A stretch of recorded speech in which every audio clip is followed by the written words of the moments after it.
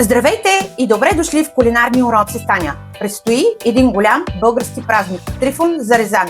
По този повод днес реших да ви представя една обредна питка.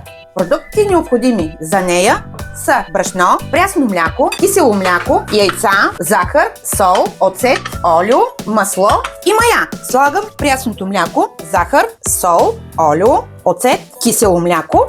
Ред е на яйцата. Разбивам и яйцата и започвам поетапно да добавям брашното.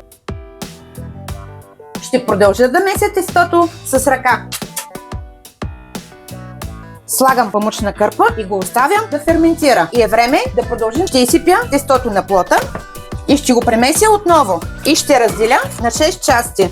Оформям на топки. Слагам малко брашно на плота, също така върху тестото и разточвам.